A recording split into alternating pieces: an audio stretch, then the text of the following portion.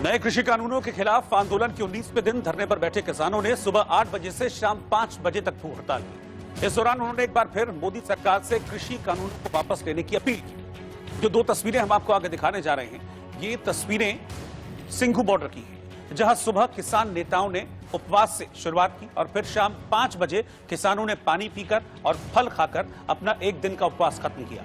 इस दौरान किसान नेताओं ने तीनों काले कानूनों को अन्नदाता के खिलाफ बताया और सरकार से उन्हें रद्द करने की मांग की। मांगे नहीं मानने पर किसानों ने आंदोलन को और तेज करने का ऐलान भी किया।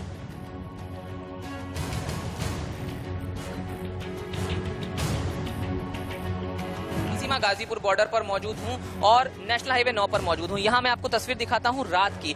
आप देखिए, उपवास के बाद जो तमाम किसान हैं वो यहां पर रात का भोजन कर रहे हैं, रात का खाना खा रहे हैं और आप ये समझ सकते हैं कि लगातार आंदोलन पर बैठे हुए किसान आसमान के नीचे इस ठंड के मौसम में खाना खाने के लिए मजबूर हैं। मांग एक है कि जो तीनों कानून हैं वो रद्द किए जाएं। मांग कब सुनी जाएगी, आंदोलन कब खत्म होगा, ये सवाल तो अभी बहुत बड़ा है। हालांकि इनके नेता जो हैं वो कह चुके हैं कि 2-2 बात होगी, यस और नो पर बात होगी और उसके अलावा कुछ नहीं होगा। लेकिन तस्वीर दिखाना इसलिए जरूरी है कि रात किसानों की कैसी होती है वो आप देख लीजिए, क्योंकि दिन भर आंदोलन के बाद थके हुए किसान यहाँ पर मौजूद हैं। कुछ लोग यहाँ पर हैं। आप खाना सर्व कर रहे हैं? हाँ जी, खाना सर्व कर रहे हैं। हमारा लंगर चल रहा है, बिजनौर से हैं हम, उधर लंगर चल रहा है निचली तरफ। रात का वक्त है, आज दिन बहुत महत्वपूर्ण रहा आज दिन किसानों के लिए। कितने किसान अभी आ चुके हैं खाना? आज काफी संख्या में बढ़ा है, कल से ज्यादा है आज, और रोज बढ़ ही रहा है, किसान कम नहीं हो रहा। खाने का इंतजाम? हाँ जी, खाने का इंतजाम तो 2 साल तक भी लंगर चलेगा, वो भी बराबर है। उधर उपवास खत्म होने के बाद किसान नेता राकेश टिकैत ने कहा, एक दिन का उपवास भले ही खत्म हुआ है, लेकिन तब तक आंदोलन खत्म नहीं होगा जब तक सरकार कृषि कानून वापस नहीं लेती। पीएम के वहाँ ज्ञापन जाएगा जिलों में, ये 2 ही प्रोग्राम आ जाए। पूरे तमाम राज्यों में बात हो गई है? हाँ, बात हो गई। क्या चल रहा है इस समय? कल रात से लेकर कल तक शाम तक भी कोई अपडेट नहीं था। आज सुबह से कोई बात हुई किसी सरकार के? कोई रिएक्शन कैसा मिल रहा है, प्रतिक्रिया कैसे मिल रही है? ठीक है, ठीक है। जो एमएसपी को लेकर है, एक बार हम फिर से चाहेंगे कि आज उस मांग को आप फिर से दोहराएं, एक बार बताएं कि क्या एमएसपी पे कानून बने, 3 बिल वापसी हो, पुराली पे वो करे जाए, और जो ट्रैक्टर है उस पे बहुत से इशू है। क्योंकि आज का दिन बेहद अहम है। इसके बाद की रणनीति थोड़ा सा जानना चाहेंगे, आगे क्या होने वाला है? अभी तो कुछ नहीं, कल सलाह करेंगे हम, और उसके बाद में बताएंगे। कोई अभी आगे की मीटिंग का कोई प्लान बना है? अभी नहीं। अच्छा, एक चीज और है, बीजेपी ये कह रही है कि वो तमाम जगहों पर जाएगी, अलग अलग जगहों पर जाकर वो कृषि कानून के बारे में लोगों को जागरूक करेगी। यानी वो भी देश भर में जा रहे हैं, वो भी किसान वाली रणनीति ही अपना रहे हैं। हाँ, तो इनको तो पहले जाना चाहिए था, लेट कर दिया जाने में। कम से कम चलो आज ही जाएंगे, वो भी ठीक है। जाना चाहिए उनको गाँव में, जब भी पता चलेगा। इससे पहले दिल्ली की सीमाओं पर किसान दिन भर भूख हड़ताल पर बैठे दिखे। इस दौरान किसानों ने अलग अलग तरीके से कृषि कानूनों का विरोध किया। सिंघू बॉर्डर पे, और आज इस समय सिंघू बॉर्डर के स्टेज पे जो किसान नेता है वो अनशन पे बैठे हुए हैं। सुबह 8 बजे से शाम 5 बजे तक भूख हड़ताल करेंगे। जितने सारे संगठन हैं वो सारे संगठनों के नेता जो है वो धरने पे बैठे हुए हैं। आज भूख हड़ताल का मकसद क्या है सर? देखो, आपको मालूम है भाई साहब कि भूख हड़ताल क्यों रखी जाती है?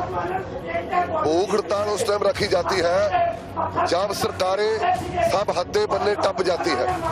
हम कानून रद्द करवाने के लिए आए हैं और मोदी जी के मंत्री ये कह रहे हैं कि कानूनों में कमियां हैं। जिस तरह तोमर जी है, पीयूष गोयल जी है, सोम प्रकाश जी है, और मोदी खुद कह रहा है कि ये कानून फायदेमंद है किसानों के लिए। हमको तो ये समझ नहीं आती, क्या मोदी आपके मंत्रियों से पूछता नहीं है कि कानूनों में क्या कमी है? लेकिन अमित शाह के जो 8 दिसंबर को मीटिंग हुई थी हमारे आगुओं की, वो भी खुद बोलते थे कि कानून गलत बने हैं। हमको चाहिए था कि किसानों को लेकर पूछ के कानून बनाने चाहिए। हम सिंघू बॉर्डर पे, गाजियापुर बॉर्डर में, पलवल ठीकरी बॉर्डर में इसलिए अपने मोर्चे लगाए हैं इन कानूनों को रद्द करवाने के लिए। जितना देर केंद्र सरकार इन कानूनों को रद्द नहीं करेगी, हम यहाँ से 1 इंच पीछे नहीं हटेंगे। रह रहकर किसानों का जो आंदोलन है वो लगातार तेज होता जा रहा है। मैं दिल्ली यूपी की सीमा गाजीपुर बॉर्डर पर मौजूद हूँ, नेशनल हाईवे 9 पर मौजूद हूँ, जहां पर दिल्ली की तरफ से आने वाले रास्ते पर किसान बैठ गए हैं और यहां पर उन्होंने दूसरी तरफ का ट्रैफिक जो है वो भी रोक दिया है। थोड़ी देर पहले ही जो अनशन है वो शुरू हुआ था किसानों के जो प्रमुख नेता हैं यहाँ पर उनका, लेकिन इस बीच किसानों ने यहाँ से एक वीआईपी मूवमेंट होते हुए देखा, जिसके बाद किसानों को गुस्सा आ गया और उन्होंने दिल्ली से आने वाला ट्रैफिक भी रोक दिया है। और आप देखिए कितना लंबा जो जाम है वो यहाँ पर लग गया है, क्योंकि आपको ये बता दें कि अब तक जो किसानों ने जाम किया हुआ था वो गाजियाबाद से दिल्ली की तरफ जाने वाला रास्ता किया हुआ था, लेकिन फिलहाल दूसरी तरफ भी किसान जो हैं वो आ गए हैं और अचानक से जब ट्रैफिक रुका है तो लोगों को काफी परेशानी का यहाँ सामना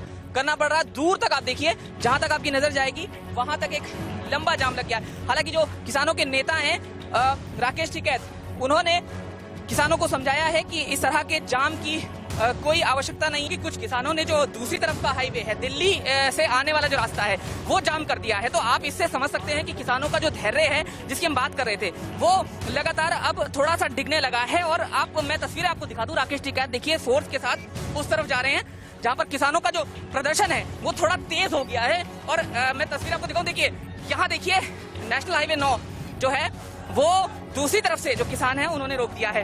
भारी पुलिस फोर्स के बीच यहाँ राकेश टिकैत जा रहे हैं, इसीलिए उन्होंने जो बीच में जो बात थी इंडिया न्यूज से आप कर रहे थे बातचीत वहां से वो रोकी, क्योंकि उन्हें बतौर नेतृत्व समझाना है किसानों को। तो यहाँ पहुंचे हैं और वो किसानों से कह रहे हैं यहाँ पर कि देखिए अभी कोई जाम की जरूरत नहीं है, वापस किसानों को यहाँ से बुलाया जा रहा है। Especially regarding storage facilities, we have identified close to 30,000 facilities in Karnataka, in all the 30 districts of Karnataka. Similarly, we have also identified more than 1 lakh health personnel to administer this vaccine. And we have also identified the first beneficiaries. In terms of health warriors would be health workers and the people who have some comorbid issues and beyond 60 years of age. और वहीं किसानों के मुद्दे पर दिल्ली के मुख्यमंत्री अरविंद केजरीवाल ने किसानों की भूख हड़ताल को समर्थन दिया और पार्टी दफ्तर में आयोजित उपवास कार्यक्रम में शामिल होकर दावा किया कि केंद्र के कृषि कानूनों से देश में महंगाई और बढ़ेगी। पर उपवास रख किसानों का समर्थन किया गया, जिसमें डिप्टी सीएम मनीष सिसोदिया समेत आम आदमी पार्टी के कई नेता दिखाई दिए। हालांकि शाम को सीएम केजरीवाल भी इस उपवास धरने में पहुंचे और कृषि कानूनों को लेकर मोदी सरकार पर जमकर हमला बोला। आदमी पार्टी शुरू से किसानों के साथ है, किसान आंदोलन का समर्थन करती रही। कह रहे हैं कि ये आतंकवादी हैं, किसान आतंकवादी हैं। कह रहे हैं कि किसान देशद्रोही हैं, किसान टुकड़े टुकड़े गैंग हैं। कह रहे हैं कि किसान चीन और पाकिस्तान के एजेंट हैं। ये जो किसान बैठे हैं ना, इन्हीं लोगों के भाई, इन्हीं लोगों के बेटे चीन और पाकिस्तान के बॉर्डर के ऊपर देश की सुरक्षा कर रहे हैं।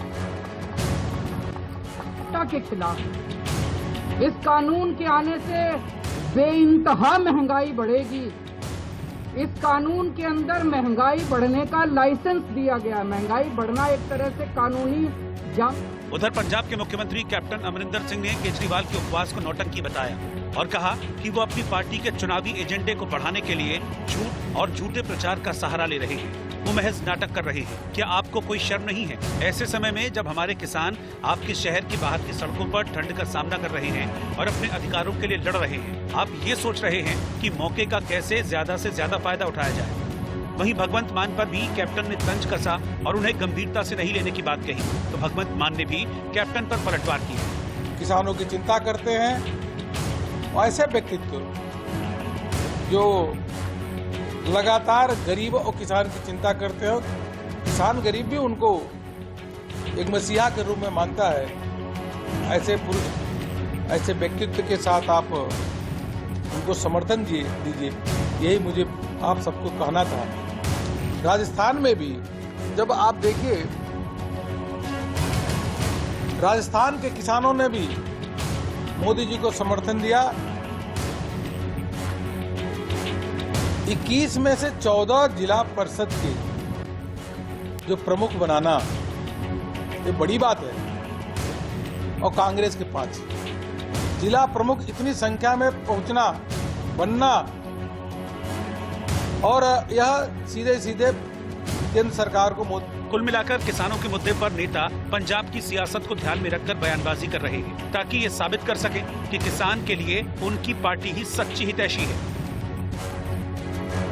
जम्मू कश्मीर में आतंकी हमले में एक नेता के निजी सुरक्षा अधिकारी की मौत हो गई। जम्मू कश्मीर में श्रीनगर के नाटीपोरा में आतंकवादियों के हमले में पीडीपी नेता के निजी सुरक्षा अधिकारी मंजूर अहमद की मौत हो गई।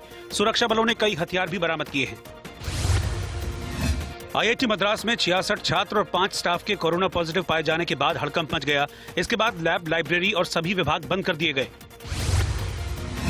बिहार के पूर्व मुख्यमंत्री और एचएएम पार्टी के राष्ट्रीय अध्यक्ष जीतन राम मांझी कोरोना पॉजिटिव पाए गए हैं। इस बात की जानकारी उन्होंने खुद ट्वीट करके दी। बिहार में जीतन राम मांझी की पार्टी हिंदुस्तान आवाम मोर्चा ने पश्चिम बंगाल विधानसभा चुनाव में उतरने का फैसला किया है। बिहार के चुनाव में 7 सीटों में से 4 पर मिली जीत के बाद यह फैसला लिया गया। असम की सर्बानंद सोनोवाल सरकार ने राज्य में सभी सरकारी मदरसों और संस्कृत स्कूलों को बंद करने के प्रस्ताव को मंजूरी दी। असम सरकार का मानना है कि धार्मिक शिक्षा के लिए सरकारी फंड खर्च नहीं किया जा सकता। मुंबई में एनसीबी यानी नारकोटिक्स कंट्रोल ब्यूरो ने ड्रग मामले में कई ठिकानों पर छापेमारी की। इस कार्रवाई में करीब 2 करोड़ रुपए का गांजा बरामद किया गया है और 2 महिलाओं समेत 3 आरोपियों को गिरफ्तार किया गया। कारोबारी सप्ताह के पहले दिन सोमवार को बाजार बढ़त के साथ बंद हुआ। सेंसेक्स 154 अंक उछलकर 46,253 पर बंद हुआ। वहीं निफ्टी 44 अंक ऊपर 13,558 पर बंद हुआ। रक्षा मंत्री राजनाथ सिंह ने फिक्की के कार्यक्रम में कहा कि सरकार किसानों के साथ बातचीत करने और उनकी हर गलतफहमी को दूर करने के लिए तैयार है। एग्रीकल्चर एक अहम सेक्टर है, इसमें उल्टे फैसले लेने का सवाल ही नहीं होता। When it needs to stand up for itself, tell that India can fight anyone, that it is capable to take any challenge just to survive. However, victorious is the country which not only rises to the challenge, but turns it into an opportunity, changes the way things are, and that's what we need to do in the defense sector. And that's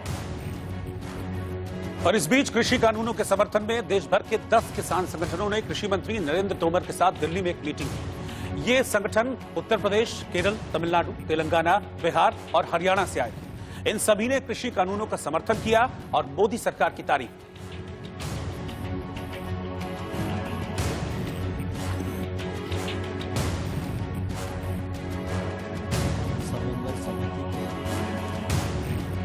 पदाधिकारी आए थे तमिलनाडु से, तेलंगाना से, महाराष्ट्र से, बिहार से, और सभी लोगों ने पत्र देकर कृषि सुधार बिलों का समर्थन किया है। और उन्होंने कहा है कि लंबे समय से इस प्रकार के बिल आए और किसान को स्वतंत्रता मिले, इसके लिए हम संघर्ष कर रहे थे। मोदी सरकार ने यह नेक काम किसानों के हित में किया है, हम इसका स्वागत करते हैं। और लाई है उसका आप तहे दिल से स्वागत करते हैं, पहली बात। दूसरी बात, इसमें जो कमियां हैं, खामियां हैं, उसके बारे में अभी कृषि मंत्री ने हमको कहा है, इसमें जो कमियां हैं वो टेबल पे बैठेंगे, निगोशिएशन करेंगे, तो हम उसके लिए तैयार हैं। हम उसका भी सरकार का स्वागत करते हैं। किसान भाई यहाँ बैठे हुए हैं, उनका अधिकार है, क्योंकि उनका कहना है कि ये जो 3 कानून है वो काले कानून है। हमारा कहना है जो मंडी तंत्र है और सरकारी तंत्र है, जब तक उससे हमें आजादी नहीं मिलेगी तब तक हमें अपनी फसल का भाव नहीं मिलेगा।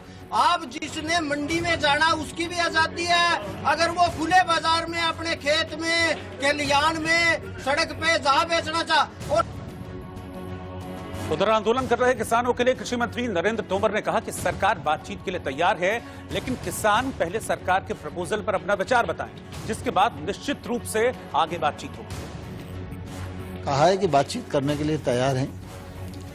उनका प्रस्ताव आएगा तो निश्चित रूप से सरकार बातचीत करेगी। अभी तक किसानों की ओर से कोई प्रस्ताव नहीं है। जो मैंने कहा ना कि सरकार बातचीत के लिए तैयार है, जैसे ही प्रस्ताव आएगा तो हम बातचीत करेंगे। कानून किसानों के जीवन स्तर में बदलाव लाने के लिए आए हैं। इन कानूनों के पीछे भारत सरकार की नीति और नीयत दोनों सही है। परंपरागत तरीके से खेती करने वाले किसान अपने हक की लड़ाई पिछले 19 दिनों से लड़ रहे हैं, क्योंकि उन्हें डर है कि नए कानूनों से उनकी परंपरागत खेती को नुकसान होगा। लेकिन वहीं दूसरी तरफ कुछ ऐसे किसान भी हैं जो स्मार्ट फार्मिंग करते हुए अपनी आमदनी बढ़ा रहे हैं और समाज में एक नई मिसाल कायम करते हैं। उन्हीं में से एक हैं विक्रम सिंह हाडा। विक्रम सिंह हाडा राजस्थान के कोटा के रहने वाले हैं। विक्रम पहले एक सामान्य किसान थे, लेकिन उन्होंने परंपरागत खेती छोड़ कुछ अलग और नया करने का प्रण लिया, कुछ ऐसा जिससे पैसा भी मिले और शोहरत भी। पहले मैं क्या खेती बाड़ी करता था और अभी भी खेती बाड़ी करता हूँ और हमारी क्या जमीन कम थी, इसलिए मैं कुछ रोजगार की तलाश में भी रहता था। तो एक दिन क्या कृषि विज्ञान केंद्र में मेला लग रहा था, तो मेले में मैं गया तो वहाँ पर देखा कि मैंने सोयाबीन से सोया पनीर बनाया जाता है। तो मैंने सोचा कि अपने खेत में अपन कुछ सोयाबीन का उत्पादन करते हैं, तो क्यों ना पनीर सोया पनीर का भी काम करेंगे। दिल में लगन थी और दूसरों से कुछ अलग करने की चाहत, बस फिर क्या था, सिलसिला चल पड़ा। विक्रम ने खेत में सोयाबीन उगाया और फैक्ट्री लगाकर सोयाबीन के दूध से टोफू यानी सोयाबीन से पनीर निकालने का काम शुरू किया। मार्केट बहुत अच्छा है और अच्छा चल रहा है। इससे प्रोटीन युक्त चीज है, इससे इसका और कैल्शियम की रोकथाम में diabetes, calcium, iron, protein, vitamin, minerals से युक्त है, इसलिए इसकी डिमांड भी बढ़ रही है मार्केट में। आज ये पूरे भारत में दिख रहा है, हर जिले में इसकी यूनिट डली हुई है, जिससे अच्छा भी और डिमांड भी आ रही है। जिससे जिम वाले भी बहुत पसंद करते हैं, बेगरे वाले, मैस, मुट्टाबा सभी में चलता है। विक्रम ने जी तोड़ मेहनत की तो फिर किस्मत ने भी साथ दिया। जिंदगी की गाड़ी ने भी रफ्तार पकड़ने में देर नहीं लगाई। पहले इसको सोयाबीन को गलाते हैं 5 घंटा गलाने के बाद इसमें सोयाबीन के साथ 5 लीटर का पानी का रखते हैं। उसके बाद सोयाबीन को जो दूध बनता है मिल्क, तो उसको बॉईल करते हैं। बॉईल करने के बाद उसको 60 गेट से फाड़ देते हैं। फाड़ने के बाद जो रेसा बनता है, रेसे को हम जमा देते हैं, जिससे 10 मिनट में टाइट करते हैं। 30 मिनट के अंदर हमारा 7 केजी पनीर तैयार होता है। कभी रोजगार की तलाश में रहे विक्रम सिंह आज खुद रोजगार देने वाले बन गए हैं। विक्रम सिंह हाडा तो कामयाबी की वो मिसाल हैं जो परंपरागत खेती से हटकर कुछ अच्छा और बड़ा करने का सपना न सिर्फ देखते हैं बल्कि उसे पूरा करके मोटा मुनाफा भी कमाते हैं। बीजेपी नेता कैलाश विजयवर्गीय की सुरक्षा और कड़ी कर दी गई है। पिछले दिनों जेपी नड्डा के काफिले में शामिल कैलाश विजयवर्गीय के कार पर हमले के बाद विजयवर्गीय की सुरक्षा कड़ी कर दी गई है। उन्हें Z+ की सुरक्षा के साथ बुलेट प्रूफ कार दी गई है। 1975 में इंदिरा गांधी के शासनकाल में लागू किए गए आपातकाल के फैसले को 45 साल बाद सुप्रीम कोर्ट में चुनौती दी गई है। इसके बाद कोर्ट ने केंद्र को नोटिस जारी किया है। अभिनेता बॉबी देओल और निर्माता प्रकाश झा को जोधपुर की अदालत ने आश्रम वेब सीरीज के खिलाफ दर्ज एक मामले में नोटिस जारी किया है। इस मामले में 11 जनवरी को अगली सुनवाई होगी। हिमाचल प्रदेश के राज्यपाल बंडारू दत्तात्रेय की कार हैदराबाद विजयवाड़ा हाईवे 65 पर हादसे का शिकार हो गई। राज्यपाल की कार सड़क से फिसल गई। हालांकि इस घटना में किसी को चोट नहीं आई है। बिल गेट्स ने चेतावनी दी है कि आने वाले 4 से 6 महीनों में कोरोना वायरस का प्रकोप बहुत ज्यादा हो सकता है। उनका Bill and Melinda Gates foundation कोविड-19 टीके को बनाने और उसे वितरित करने के अभियान का हिस्सा है। मैन्युफैक्चरिंग सामानों के महंगा होने की वजह से थोक कीमतों पर आधारित महंगाई यानी मुद्रास्फीति नवंबर में 1.55% बढ़ गई। ये इजाफा 9 महीनों के उच्चतम स्तर पर दर्ज किया गया। दूरसंचार और आईटी मंत्री रविशंकर प्रसाद ने कहा कि भारत ने मोबाइल निर्माण में चीन को पीछे छोड़ने का लक्ष्य निर्धारित किया है। इस लक्ष्य को हासिल करने के लिए उत्पादन आधारित प्रोत्साहन का सहारा लिया जाएगा और विश्व की कंपनियों को भारत लाया जाएगा। और एक छोटे से ब्रेक के बाद लौट रहे हैं फौरन वापस। आप बने रहिए हमारे साथ।